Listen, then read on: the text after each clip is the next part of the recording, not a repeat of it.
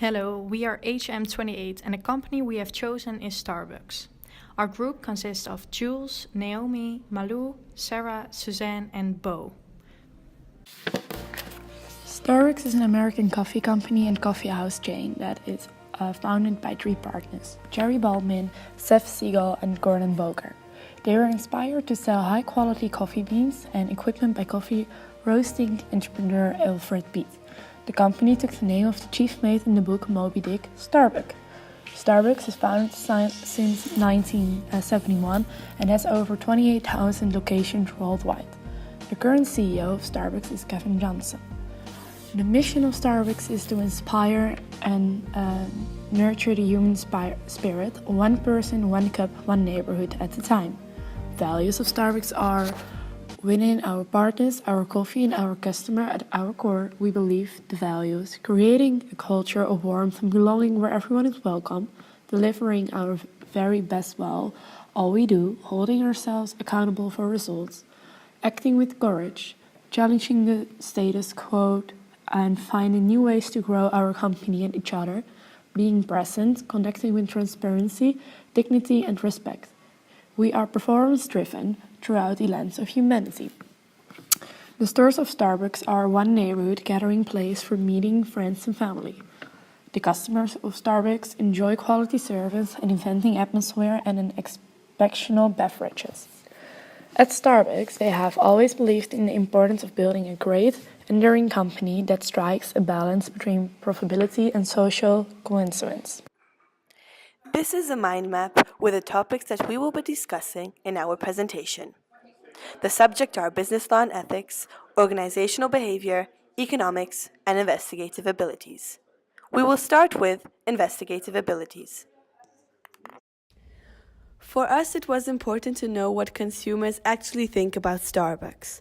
We wanted to measure this to get an idea about the consumer's opinion and level of satisfaction. So we set up a research question. What is the satisfaction level of the customers that visit Starbucks?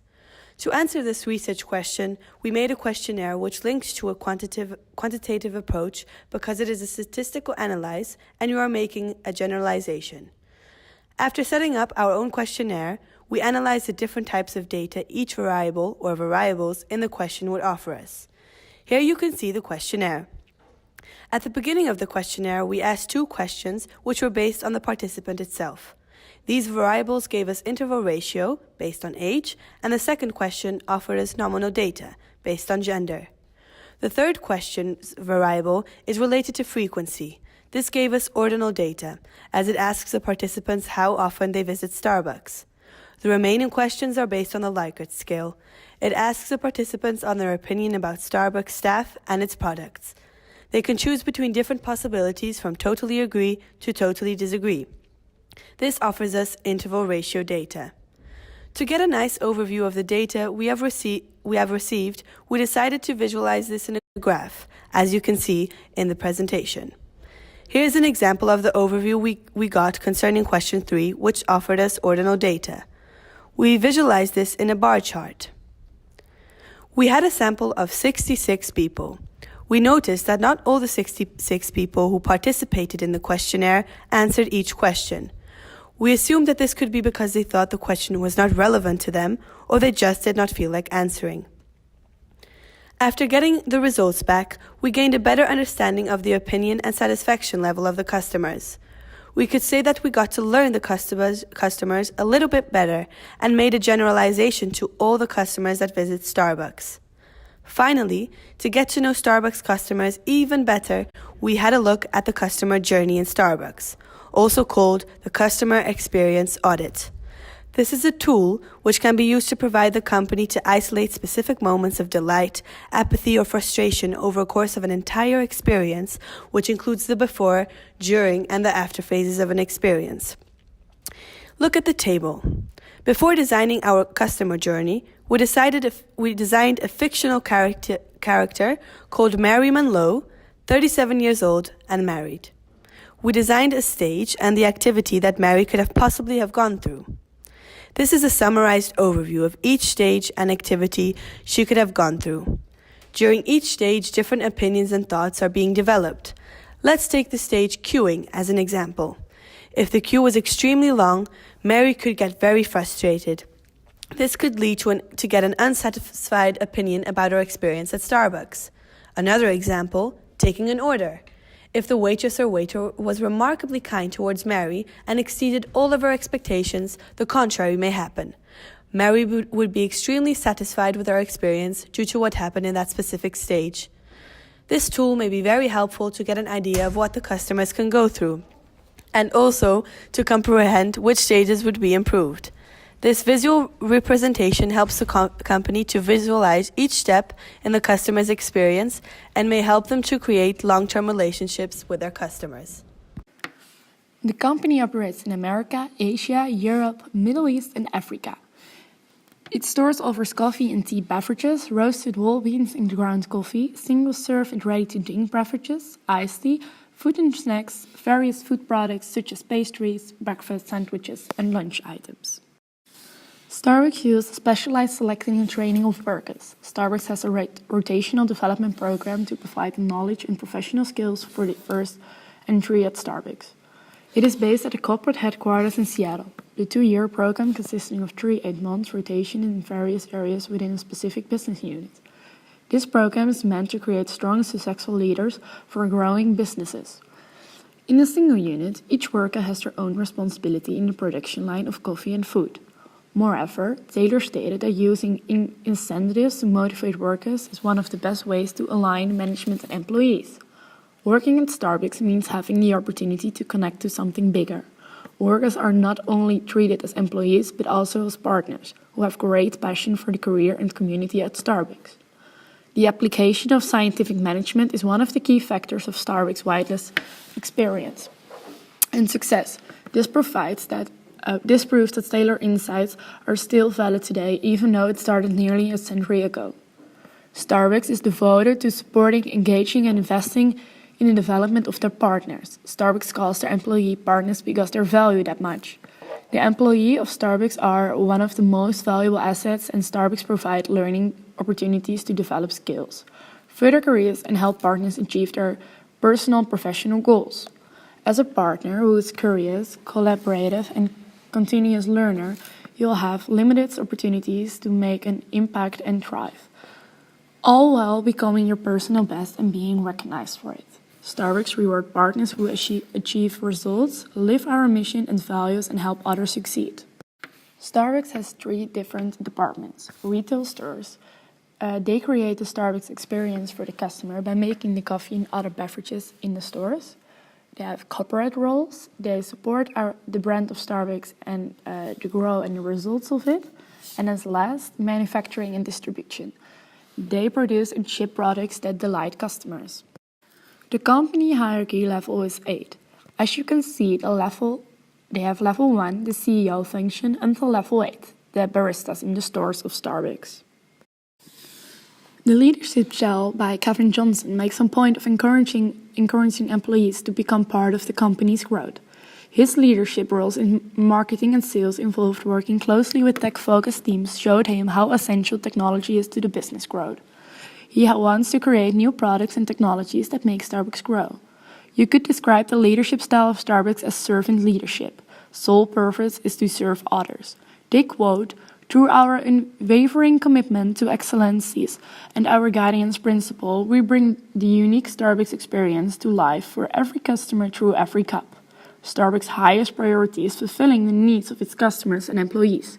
They hope to create a loyalty with both, a loyalty to the brand of Starbucks. Starbucks has over 28,000 stores across more than 75 markets. The first international coffee house is in Tokyo, built in 1996. Starbucks thinks that their international success is accomplished by their employees and partners. They wouldn't be the universal respected brand as they are today without them. Qualities an employee of Starbucks must contain: shared values, strategic fit, good leadership, and strong track record. The chief executive officer and chairman summed it up nicely when he said, "We remain highly respectful of the culture and traditions of the countries in which we do business. We recognize that our success is not entitled, and we must continue to learn and to earn the trust of the respect of the customers every day." Starbucks has dealt with trademark infringement lawsuit by a New York coffee shop because of their highly Instagrammable unicorn latte. The New York coffee shop claims that they created the unicorn latte and began selling it in December 2016, 4 months before Starbucks launched the unicorn frappuccino. According to court documents, the coffee shop filed an application to register unicorn latte with the US Patent and Trademark Office a month later, in January 2017, after the popularity of its drink rose rapidly. Besides the fact that the drinks share the same name, the coffee shop states that the lookalike creates confusion amongst consumers, which matters when dealing with a trademark infringement. So, Starbucks should be held accountable for infringing the coffee shop's trademark. The coffee shop is seeking injunctive relief, which means that it would immediately and permanently bar Starbucks from using the unicorn latte trademark and all profits that Starbucks has made from the unicorn drink, as well as monetary damages. So always keep in mind, if you create something original, register it as soon as possible, since others might steal your ID. Almost everyone knows the famous Starbucks paper cups with your own written name on it. Because sustainability is becoming more important every day, it is crucial to look critically at firms like Starbucks. Starbucks does a few things that can be related to sustainability and the environment. For instance, they recycle. Starbucks is aware that their guests look critically to the paper cups, so they are looking to better ways to reduce the environmental footprint. Through all the years, Starbucks launched a paper cup with 10% of what their customers recycled. When we visited a Starbucks store, it was clear that they also make advertisements about reusable plastic cups. This might trigger the guests. Besides this, they offer their customers a discount for the beverages when they make use of a reusable cup. Climate change. Starbucks cares about climate change as well. They support programs which offer farmers the access to CO2 markets, so these farmers can generate or create their incomes, while at the same time they can prevent deforestation. Starbucks itself reduces on water use and energy use. For the macroeconomics part, we are going to give advice to the board of directors why we would like to locate Starbucks in a particular country. We looked up in which countries Starbucks is not located. We chose 3 countries out of all the countries where Starbucks is located. We chose Lithuania, Iceland, and Croatia.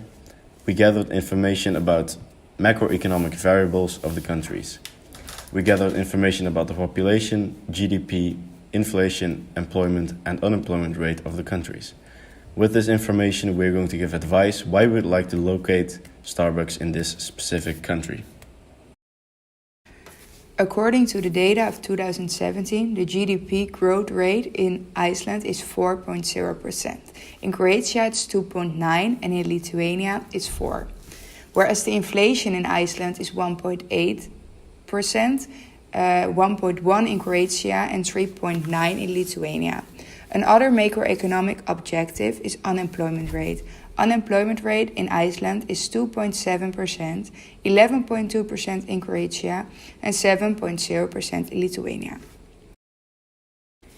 Based on this data, it can be concluded that Iceland is the best country to locate a new Starbucks concerning the GDP. Namely, the GDP is the highest of those 3 countries, the inflation the middle one, and the unemployment rate the lowest. When people have more money to spend, they will easier make the decision to buy a good cup of coffee. This can increase the number of guests that visit Starbucks, which goes in hand with an increase in profit. Iceland has a better employment rate than the other countries. The employment rate of Iceland is 79.8%, and the employment rate of the other countries are 45.8%. For Croatia and 69% for Lithuania.